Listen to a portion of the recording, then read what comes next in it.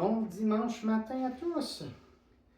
Bienvenue à ce message que Dieu a déposé sur mon cœur. Bienvenue à tous ceux qui sont avec moi ou bien sûr à tous ceux qui m'écoutent en ligne.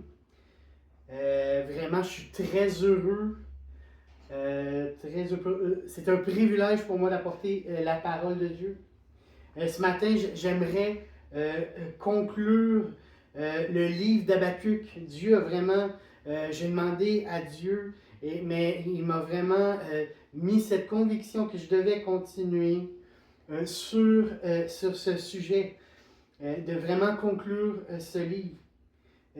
J'aimerais, avant d'aller dans le vif du sujet, récapituler un petit peu ce qu'on a vu, les derniers messages sur Habakkuk. Premièrement, on a vu que le message, que ça nous parlait de Habakkuk expérimente ce qu'on appelle un oracle révélé. Hein? C'est important de comprendre qu'une relation avec Dieu, c'est quelque chose de manifeste, de révélé, où ce que Dieu se manifeste dans la vie de quelqu'un. Il se révèle à quelqu'un. Deuxième chose qu'on a vu, le premier message, c'est jusqu'à quand, ô Éternel? C'est que des fois, il y a des questionnements, il y a des choses que celui qui a une relation avec Dieu, parfois, il vit des moments de questionnement. Il y a des choses qu'on ne comprend pas. Et jusqu'à quand, ô Éternel, que Dieu a un temps fixé pour chacun d'entre nous. Ensuite, on a vu la loi de l'Éternel dans tel point de vie. Nous avons vu que c'est soit qu'il y a l'Esprit de Dieu qui nous fait avancer et que par l'Esprit, la loi sans l'Esprit, c'est nul. La loi sans l'Esprit, c'est la mort.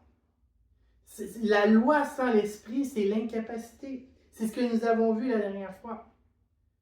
C'est que nous avons besoin de la présence de Dieu dans notre vie pour pouvoir voir l'œuvre de Dieu s'accomplir dans notre vie. C'est un impératif.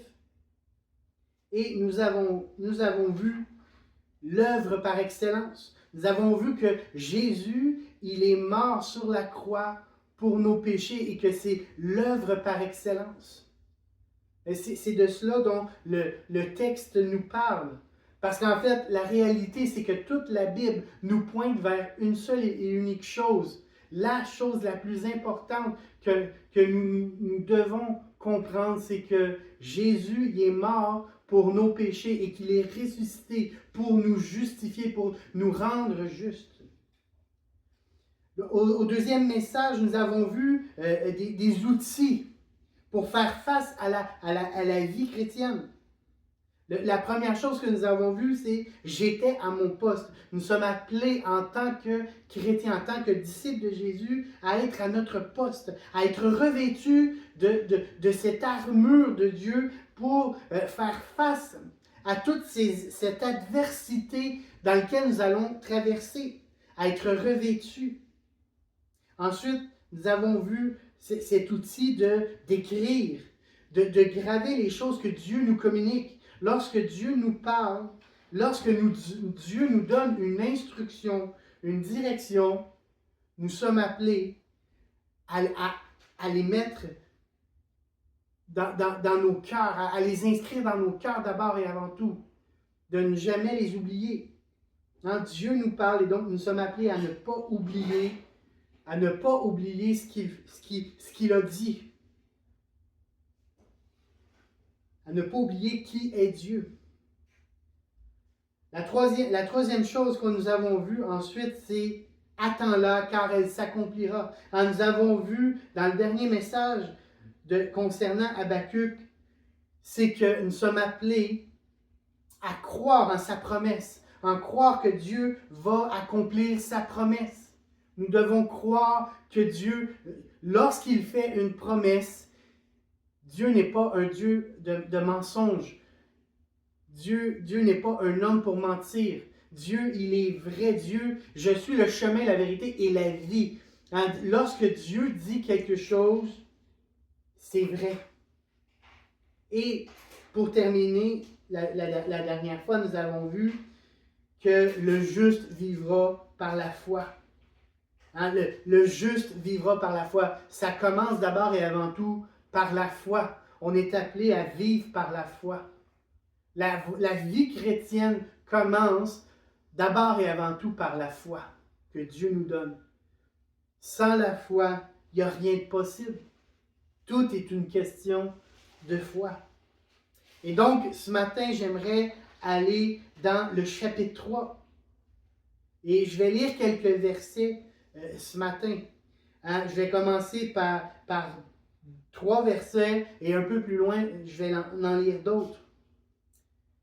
Et j'aimerais faire ressortir 3 leçons pour nous amener à rentrer pleinement dans le plan que Dieu a pour nous, dans cette relation que Dieu nous appelle à avoir. Hein, parce que le plan que Dieu a pour nous, c'est d'abord et avant tout cette relation que nous sommes appelés à avoir avec Dieu. C'est le but ultime, c'est le plan de départ, c'est l'objectif.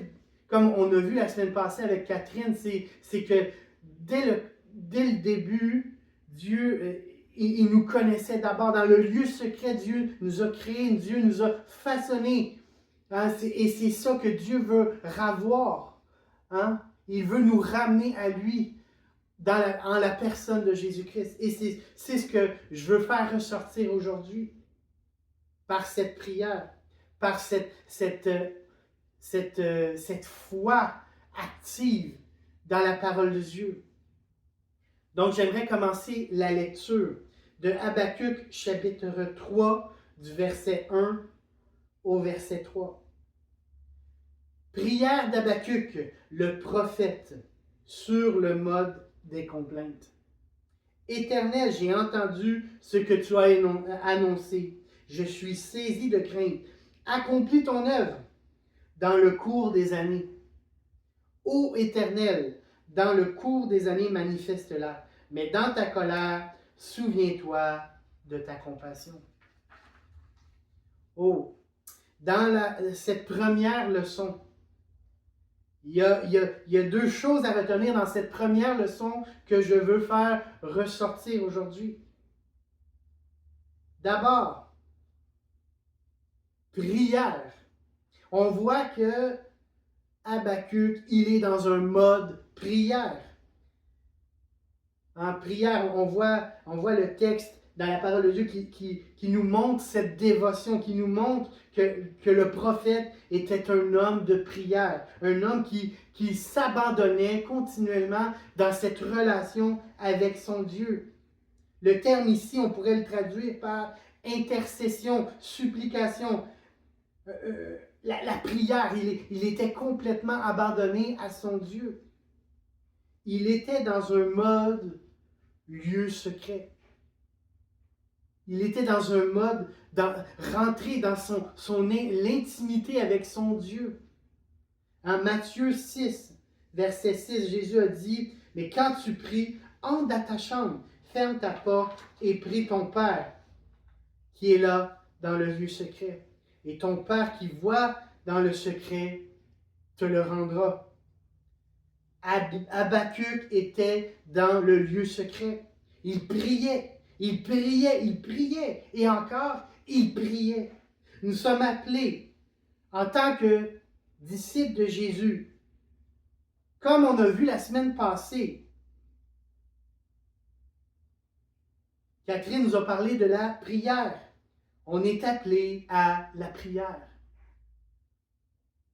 Et l'idée ce matin, ce n'est pas de mettre un fardeau, mais c'est plutôt de croire que lorsqu'on rentre dans ce lieu d'intimité avec Dieu, par la personne de Jésus, ça nous fait, c'est une grâce, c'est un privilège, c'est une plénitude, c'est chercher la présence de Dieu. Aller dans la présence de Dieu, ça fait du bien. Même si c'est difficile, même s'il y a des choses qui nous accrochent dans notre vie, Même si on a l'impression qu'il y a des choses qui tournent pas rond, Dieu veut nous rattraper dans le détour, comme on dit. Dieu veut nous rattraper dans ce lieu-là secret, ce lieu intime. Deuxième chose que je veux faire ressortir dans cette leçon-là, c'est justement, c'est l'expression complainte. Complainte, aberration, c'est quelque chose de décousu. Habakkuk expose son aberration. Son aberration. Habakkuk avait perdu ses moyens. Habakkuk ne comprenait plus rien. Mais il est vrai. Habakkuk était vrai devant son Dieu. Aucune cachette. Quand je lis le texte, dans la traduction que j'ai l'impression, ça me fait voir comme une image de cette espèce de... où ce que Dieu organise une espèce de département des plaintes. En fait, la réalité, c'est que probablement que Dieu, il n'a pas besoin de département des plaintes.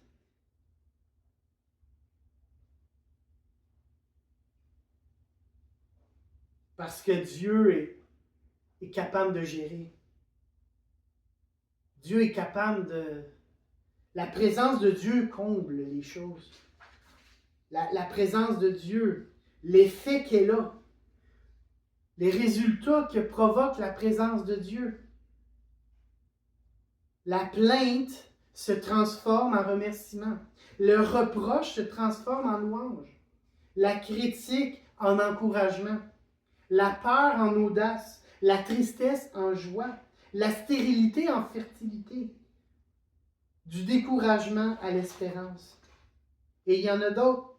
Mais ce que je veux dire ici, c'est que lorsque nous rentrons dans l'atmosphère de la présence de Dieu, la complainte se transforme en paix. La complainte se transforme en un dialogue avec Dieu qui nous permet d'expérimenter et de connaître Jésus. Connaître Dieu. Qui est Dieu véritablement? Il est le je suis. Je suis l'Éternel qui te guérit. Je suis l'Éternel qui donne la victoire. Je suis l'Éternel qui donne la justice. Je suis l'Éternel qui donne avec abondance.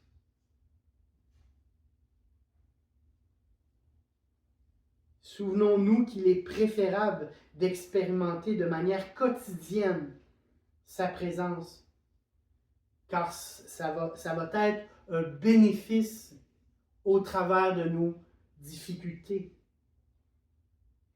Dans Hébreux 7, verset 25, c'est aussi pour cela qu'il peut sauver parfaitement ceux qui s'approchent de Dieu, par lui étant toujours vivant pour intercéder en leur faveur.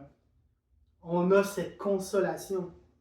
Je veux dire à quelqu'un ce matin que nous avons cette consolation que lorsque nous sommes dans des temps difficiles, des périodes où on a l'impression qu'on ne voit pas la lumière au bout du tunnel, nous pouvons avec certitude nous approcher de lui en la personne de Jésus-Christ.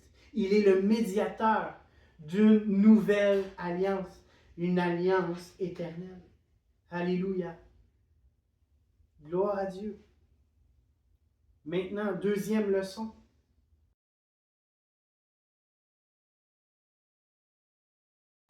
Deuxième leçon. J'aimerais qu'on lise Habakkuk 3, verset 16. 16 et... Ouais, on va y aller avec 16. J'ai entendu, mes entrailles sont émues. À cette voix, mes lèvres frémissent, mes os se consument et mes genoux chancellent. En silence, je dois attendre le jour de la détresse, le jour où l'oppresseur marchera contre le peuple. On voit que Habakkuk reçoit une parole. Habakkuk reçoit une parole qui est très dure à recevoir. Il y a des moments dans une vie où nous recevons de la part de Dieu. Et c'est des paroles qui sont très, très dures à recevoir. Mais que Dieu a un désir à travers de tout ça. Et cette deuxième leçon ne sera pas nécessairement une grande leçon, mais seulement de prendre conscience de la voix de Dieu, prendre conscience que Dieu est Dieu trois fois sien, Dieu est éternel, Dieu, c'est principalement de prendre conscience de la nature de Dieu. Prendre conscience que nous ne faisons pas le poids devant Dieu. L'idée ici, la deuxième leçon, c'est de comprendre que devant Dieu, c'est Dieu qui a le contrôle. C'est Dieu qui sait toutes choses, qui connaît toutes choses. Et nous sommes appelés, à travers cette deuxième leçon, de nous soumettre à cette voix. Mes lèvres frémissent à la voix de Dieu. Lorsque nous entendons la voix de Dieu, il y a des éléments, des effets à sa parole. Parce que Dieu est un Dieu de créateur, le Dieu créateur, le Dieu qui lorsqu'il émet un son, il émet une instruction, il émet une intention, une volonté, les choses se produisent. Mes os se consument, mes genoux chancellent. Lorsque Dieu parle, il y a un effet. Il y a quelque chose de manifeste. Il y a quelque chose qui se produit lorsque Dieu parle. Lorsque Dieu parle, il y a des effets. Des effets. D'une manière évidente. C'est évident. Hein? Dieu, lorsqu'il touche quelqu'un, hein, je peux en témoigner, lorsque Dieu a touché mon cœur, lorsque Dieu a sauvé ma vie, sauvé mon cœur, tout a changé. Il y a eu une transformation dans ma vie. Et c'est de ça dont le texte parle ici. C'est l'évidence que lorsque Dieu communique quelque chose à l'être humain, il y a quelque chose qui se produit. Il y a quelque chose qui vient se manifester dans la vie de quelqu'un. Et des fois, on ne comprend pas toujours toute l'ampleur de tout ce qui va se produire, tous les effets de tout ce que Dieu a l'intention de faire. Mais on est appelé à nous mettre en disposition, se soumettre et aller de l'avant. Surtout obéir à ce que Dieu nous demande. Et des fois, ce n'est pas toujours évident. Des fois, on a l'impression que ce qu'il nous demande, c'est pas possible. Mais la bonne nouvelle, c'est que s'il nous demande quelque chose parce qu'il a l'intention d'être avec nous pour le faire et l'accomplir, Dieu ne nous laissera pas tomber. Dieu ne nous laissera pas tomber. Il a un désir d'être avec nous jusqu'à la fin. C'est ça la bonne nouvelle. C'est qu'on a un Dieu vivant et un Dieu qui veut être avec nous. Il nous aime. Il y a de l'amour, Dieu.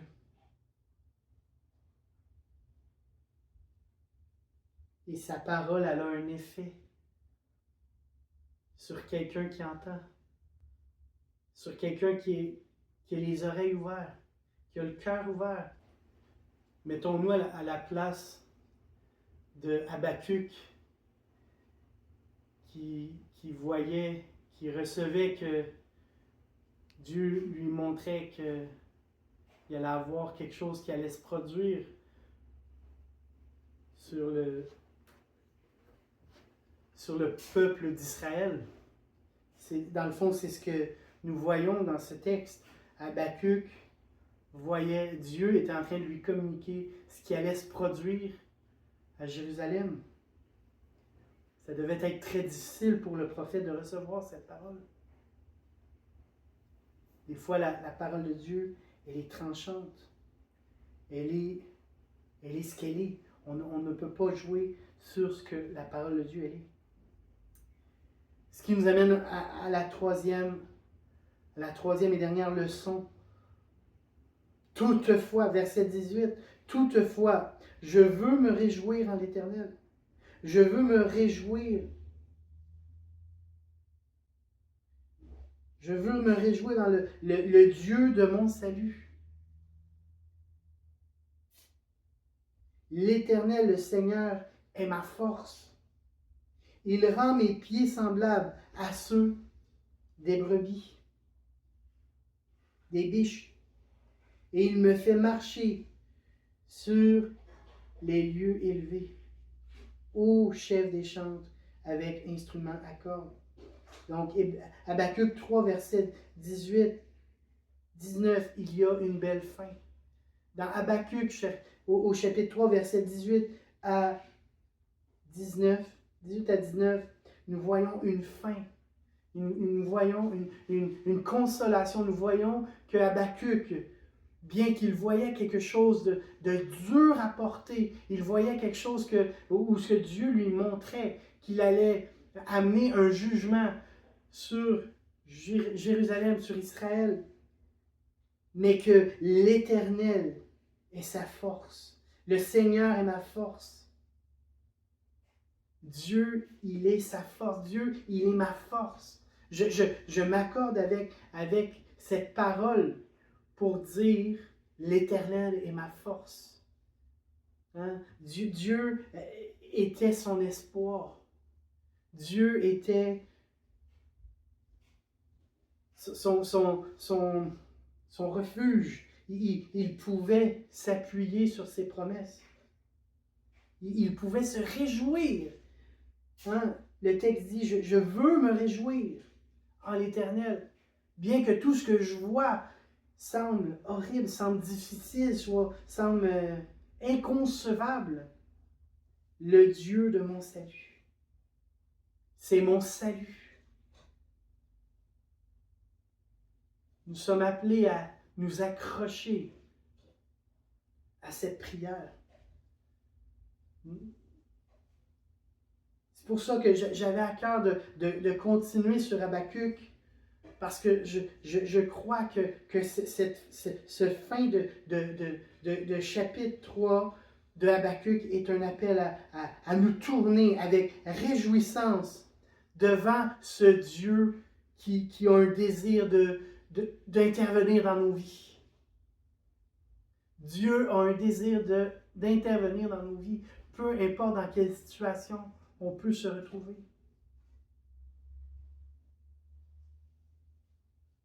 Peu importe dans quelle situation. Hein? Alors que c'est la rentrée scolaire, puis que peut-être qu'on est dans des temps où on ne sait plus où regarder parce que les écoles ouvrent, puis il faut aller porter les enfants d'un bar, puis il faut sortir l'argent pour les payer l'inscription, puis toutes ces choses-là. Mais Dieu a un regard sur nous. Dieu veut intervenir dans nos vies. Dieu veut nous rassurer alors qu'on a le cœur inquiet. Que ton cœur ne se trouble point. Crois en Dieu. Le Seigneur, c'est notre force. Nous sommes appelés à nous fortifier dans le Seigneur.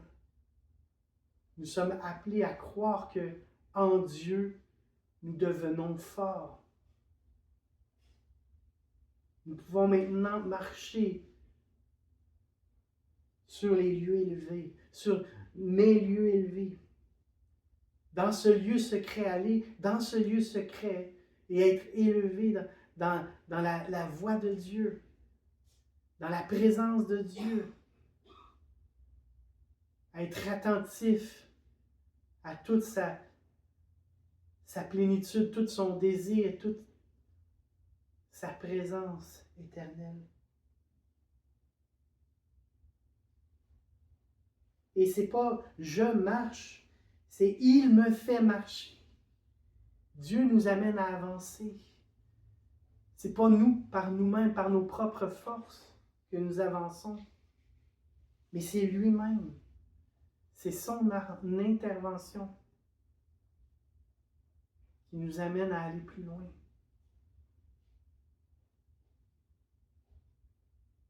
Même si on pense que c'est la 17, même si on pense qu'il n'y a plus de solution, il n'y a plus de possibilité.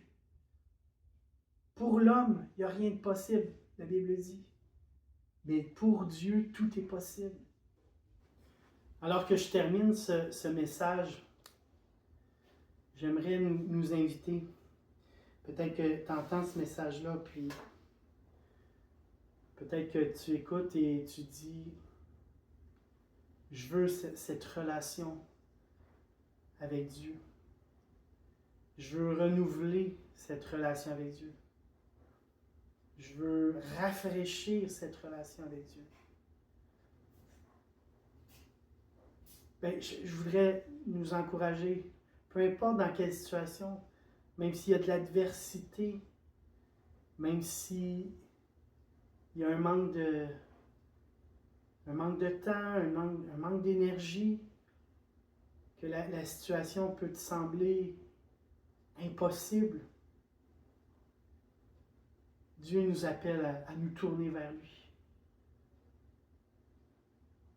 à nous tourner, même si les choses semblent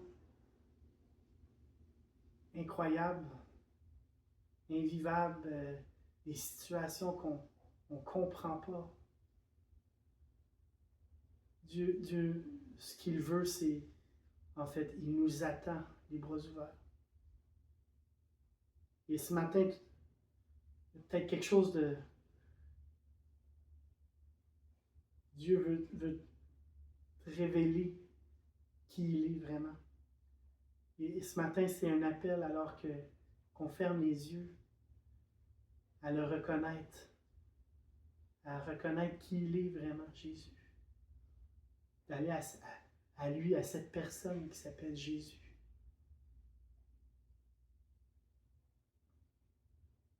D'oser croire qu'il y a un espoir. Par la présence de Dieu, on doit dire ces choses. Parce que sans la présence de Dieu, il n'y a rien de possible. Sans la présence de Dieu, c'est un échec. Sans la présence de Dieu, c'est la mort. Mais la bonne nouvelle, c'est que Jésus est mort sur la croix et il est ressuscité et il nous rend justes. Il nous donne la possibilité de nous poster devant Dieu, d'aller à lui. Seigneur Dieu, je te demande pardon pour mes péchés et je reconnais avoir besoin de toi. Je reconnais que tu es mort sur la croix pour mes péchés. Dans le nom de Jésus. Amen. Tu as simplement à faire cette prière-là. Ou selon ce que tu le ressens.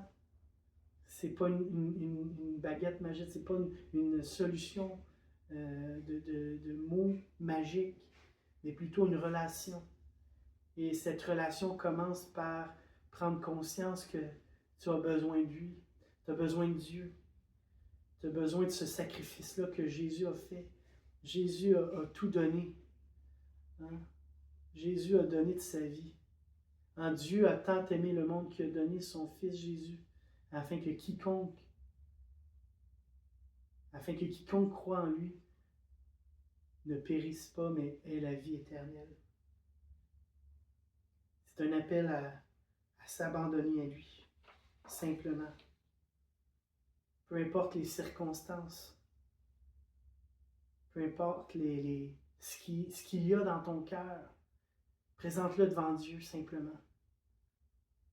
Peu importe ce qui se passe dans ton cœur, présente-le devant Dieu. La réalité, c'est qu'il y a des effets à la parole de Dieu. Lorsque Dieu parle, il y a des choses qui se produisent en nous. Et comme on dit, lorsqu'on croit en lui, on s'aperçoit que c'est Dieu seul qui fait les choses. C'est Dieu seul qui change les choses. On ne peut rien faire sans lui.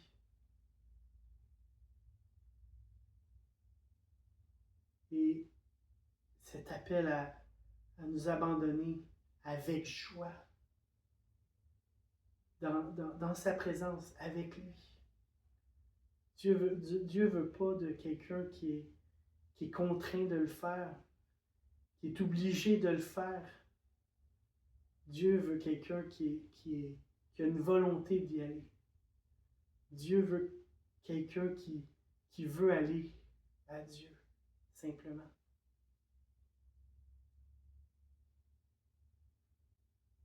Simplement s'abandonner à lui, avec joie, et croire en ses promesses, croire en l'impossible qui est en lui seul.